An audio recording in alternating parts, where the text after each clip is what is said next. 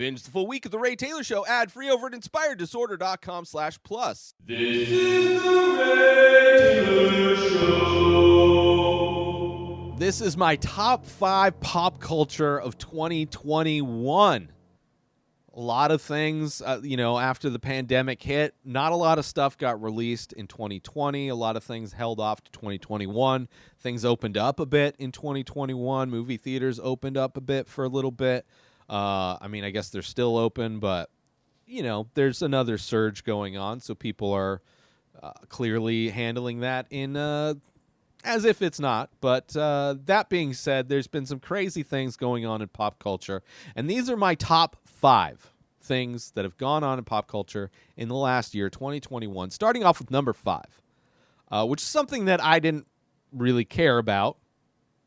But it's interesting. It's interesting to see kind of that mob mentality doing good. Some people think the mob mentality did good in getting the Snyder Cut released. I disagree. Nothing good comes from Zack Snyder.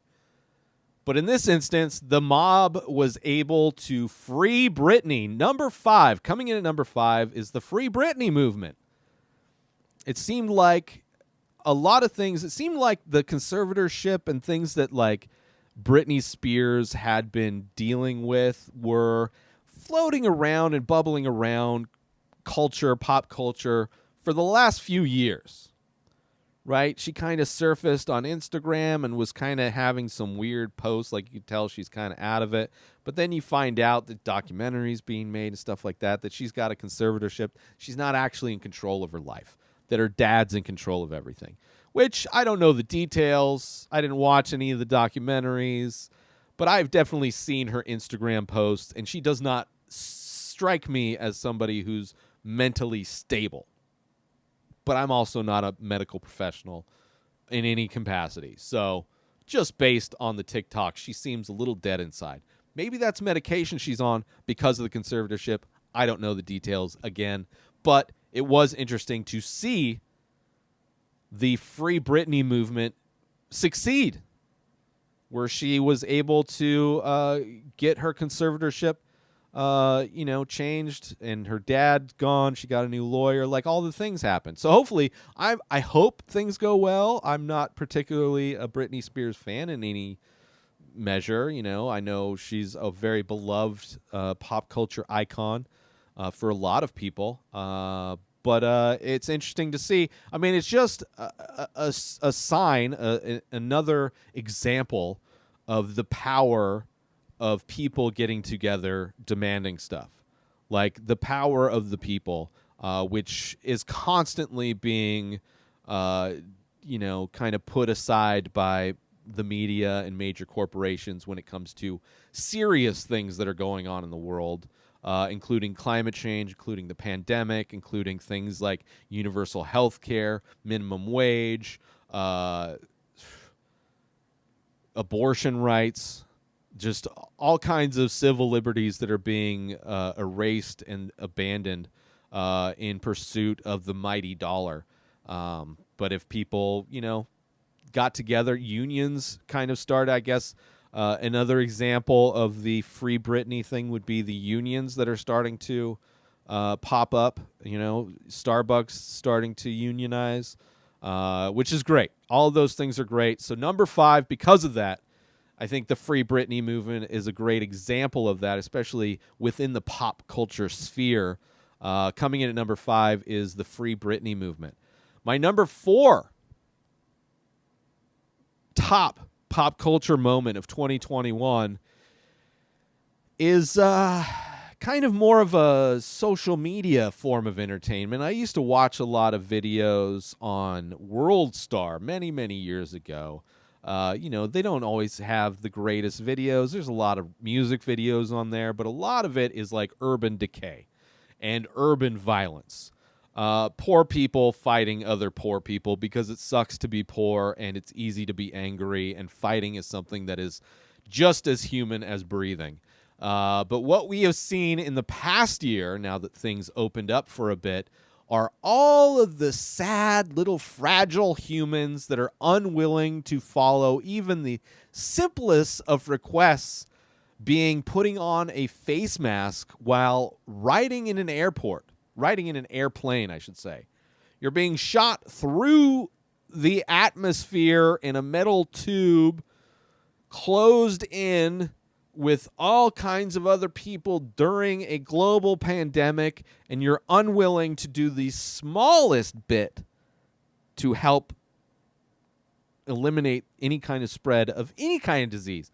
It doesn't even have to be COVID related. If you are sick in any capacity, out of a common courtesy, you should cover your face, right? Like when you cough or you sneeze, you cover your face. But these are people so fragile, so unwilling to participate in society that they will fight people in air. So there's been a lot of airplane fights. So coming in at number 4 are airplane fights.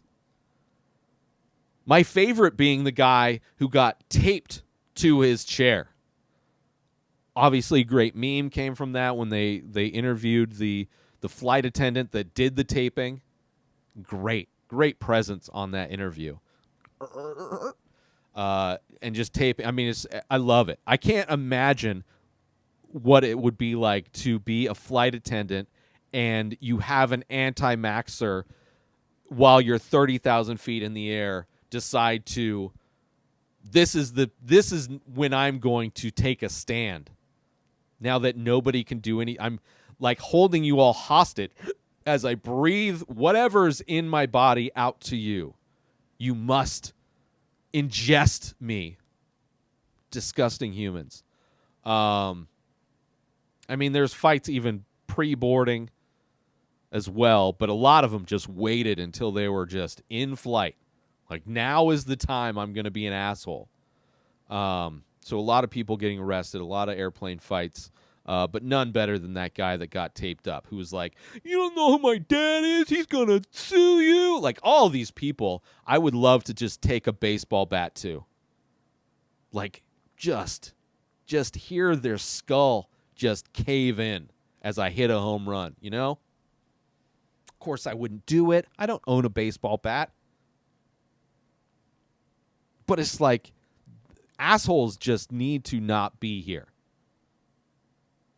So, you know, at least they're being punished on at least some level. But it's ridiculous. It's so ridiculous. But that's my number 4. Airplane fights, pop culture. I mean, as far as like trending videos, like 2020 was like the year of Karens. Right? Which there's a lot of Karens that are doing this airplane stuff, but now it's just because it's all travel opened back up, and people just, I mean, the people that never cared about the virus anyway are just happy that other people that are like vaccinated, that there's like other people not caring about it anymore either. So they feel emboldened to just be complete and utter assholes now. Anyway, they should just open the door and throw them out. Seriously. Just throw them out. Learn to fly. Why don't you complain to Earth about how hard it is when you land? The Many Faces is an ongoing abstract ink portrait series that I started many years ago. I release a new face every day, but go to inspireddisorder.com to check them out. So many available. But as a listener to The Ray Taylor Show, you can save 10% when you use coupon code INSPIRED when you check out. So go to inspireddisorder.com/TMF. That stands for The Many Faces. Go check them out. Browse the entire collection. And when you decide on a piece, or maybe multiple pieces, make sure you use coupon code INSPIRED when you check out, and you'll save 10%. As a big thank you for checking out my work, for collecting my work, and for listening to The Ray Taylor Show. And with that said, let's get back to the show.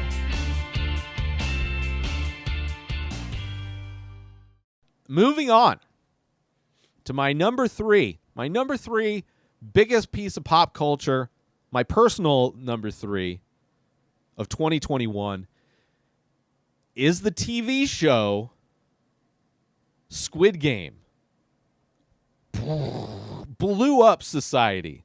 Everybody's watched Squid Game just in time for Halloween. Order the jumpsuits, the masks. I mean, it like so many iconic aspects of the show. Gorgeous set design, interesting premise.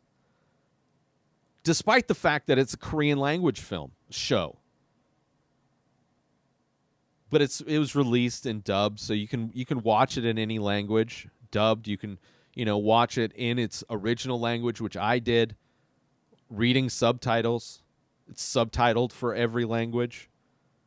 So globally, it knocked it out of the park. A show about like being in debt, just understanding how crushingly horrible capitalism is in other countries other than the United States. How just massively, when banks no longer have regulations and they can just give out loans to anybody and people just get massively in debt, this is what Squid Game is what happens. This crazy game for ultra wealthy people to bet on humans as if they're horses in a race. But a great show. I just finished doing episode by episode recap of season 1. Obviously, there's going to be a season 2, talks of a third season as well.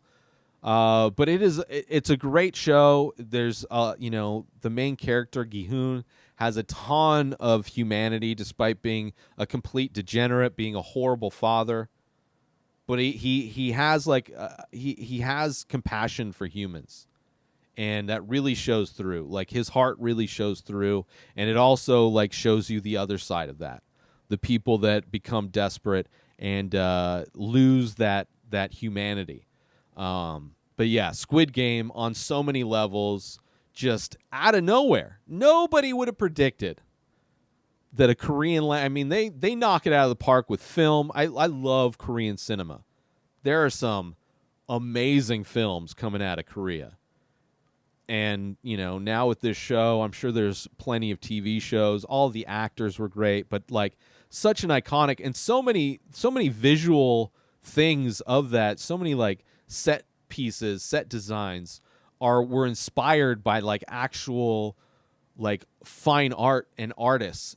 They're so beautiful. Just visually, it's stunning, crazy that it's amazing. It's just from top to bottom. It was super interesting, super unique, and just blew the doors off of everything. Became one of the most, I think, the most popular TV show in Netflix history, and that's why it's my number 3 in pop culture for 2021.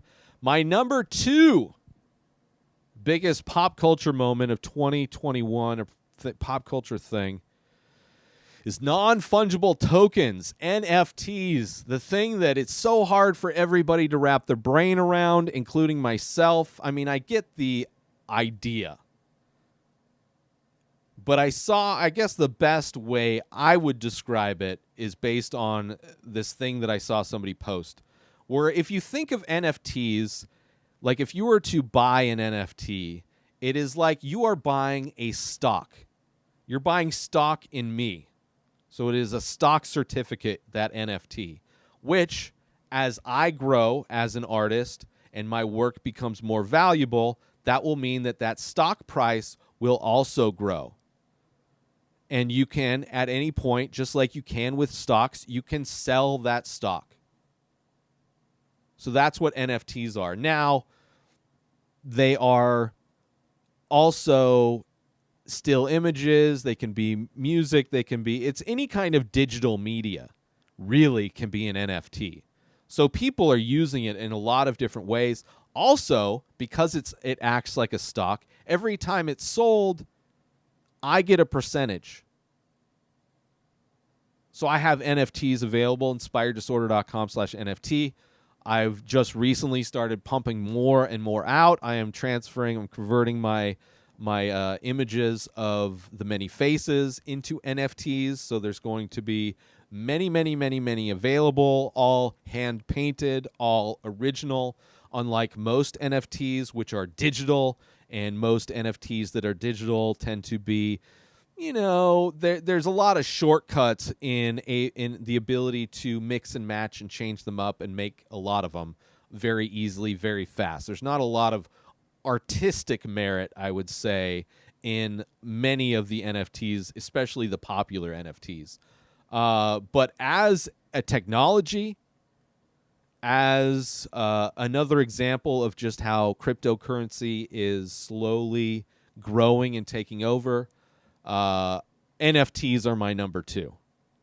And it's something that if mine take off, like, financial independence is like just right there. Like right there. Like, I'm not even saying that, like, some people have sold NFTs for like millions of dollars.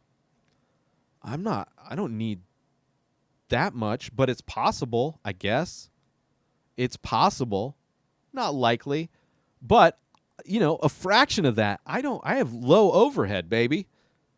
It doesn't take much. And it's only a matter of time. I'm constantly getting better. And eventually there's going to be eyeballs. Somebody who's got an audience is going to share my work with them. And then thus, like, I know what happens when things pop off. So, like, I could wake up tomorrow and be financially independent for the rest of my life. Potentially. And that's something that I'm excited about with NFTs, despite the fact that they are they're not super easy. You have to have, crypto wallet. You got to have certain things to even buy them. But that space is already big. The popularity of it's big. There's a lot of big players in that field. So I think it's getting easier and easier by the day to do it. Is it the most energy efficient way to do it? Apparently it takes a lot of energy to mint these things and all that stuff. I don't know. Like on an individual basis, I feel bad, but like I also know that like I'm not going to be the one linchpin in this whole thing falling apart when like major corporations throughout the globe aren't doing shit, when the U.S. military is one of the biggest polluters and there's no even plan to get them anywhere near energy efficient or carbon neutral or any of those catchwords. So, I'm just trying to not be homeless. How about that? I'm just trying not to be homeless. And if I can pull out of the game and stop contributing to whatever it is that's so horrible, I mean, we should just be relying on solar and wind anyway, in which case then it wouldn't be impacting anything. But I understand that argument of it from an environmental aspect. But so is me painting on paper. So is me using ink. So is me shipping things through the mail. Like, there is a cost to everything, and I am just trying to survive at this point with trying to be as conscious as possible. So NFTs, number 2, inspireddisorder.com/NFT. Please check them out and invest. Buy some stock. Go find your favorite painting. It's a digital print. You can use it for whatever you want. Okay. So number 2. My number 1, my favorite piece of pop culture from 2021. Join Inspired Disorder Plus today. Head on over to inspireddisorder.com/plus to join. Membership includes members-only discounts and deals. You get access to the Ray Taylor Show completely ad-free, as well as bonus episodes. You get access to the complete live painting archive. You also get access to every single podcast ever produced by Inspired Disorder, hosted by Ray Taylor. You get access to Ray Taylor's personal blog, as well as the opportunity to ask me any questions. So if you want to start a podcast, you're into art, ask me anything. And so many more things are being added every day to Inspired Disorder Plus. So sign up today, become a member, head on over to inspireddisorder.com/plus and become an Inspired Disorder Plus member today. It is a thing that has hit the top of my list on other top 5s. Well, one other top 5 specifically. And it is my favorite pop culture thing of 2021. My number 1 is Inside by Bo Burnham. It's not a movie, even though it was my top 5 movies of last year. It is about an hour and a half. It is not like a narrative film. It is a comedy special. It is a music special, but it is so much more than that. What it comments on, what it makes me feel, the way it was produced, everything, every single aspect of it was self-produced by Bo Burnham himself. The thing, like, it's like, it is the thing that I do. My life was represented in that film. My existence, especially during the pandemic, but even before, even after, most of my life is me being shut inside a room trying to create stuff. And I think in so many ways, Inside is a representation of those things within me, but also a commentary on our culture, on every aspect of every, like, it touches on so many different things. It's so funny. It makes me feel happy. I've watched it 100,000 times, and I'll watch it 100,000 more. It is by far my favorite piece of art that has come out of anything. There's no other thing that was created in 2021 that I enjoy or care about more than Bo Burnham's Inside. So I highly recommend checking that out. It's on Netflix. It should have won awards. It doesn't. Awards are bullshit anyway. But he is an amazing artist. This is a masterpiece, and it will make you feel good. So go check it out. Inside. That is my number 1. I've talked about it a bunch of times. I don't need to talk about a bunch more. But that is my top 5 pop culture of 2021. Let me go over my list one more time. Number 5 is Free Britney movement. Number 4 is airplane fights. Number 3 is Squid Game. Number 2 is NFTs. And my number 1 pop culture thing of 2021 is Inside by Bo Burnham. Check it out on Netflix. Let me know what your top 5 pop culture moments or things are in the comments. I was inspired to do this episode by All Fantasy Everything, which is an amazing podcast everybody should check out. They recently did their top 5, I guess. They do a draft of different topics. Their topic was pop culture of 2021. So about 4 people, 3 comics, and a guest came on, and they drafted their top 5 moments of 2021, which inspired me to do this show in general, but specifically this episode. So go check out All Fantasy Everything. But make sure you let me know what your top 5 are. Did I miss something? Is there something that happened that was huge this year? Was there a song that popped off on TikTok or a trend on TikTok that I missed? I didn't get any of those. There's a lot of Bo Burnham songs on there that popped off, but Jeffrey Bezos. But anyway, that's my top 5 pop culture of 2021. New episodes of The Ray Taylor Show come out every single day. Subscribe on YouTube and everywhere our podcasts are found. Binge the full week over at inspireddisorder.com/plus. Buy Ray Taylor Show merch over at inspireddisorder.com. And follow the show on Instagram at Ray Taylor Show. Have a wonderful day, everybody. Peace out! Today is the day where you wake up and you realize that everything that you've been dreaming about, everything that you've been wanting, every goal and wish and hope that you've ever had can become real. Dreams can come true. What you manifest in your mind, you can bring to reality.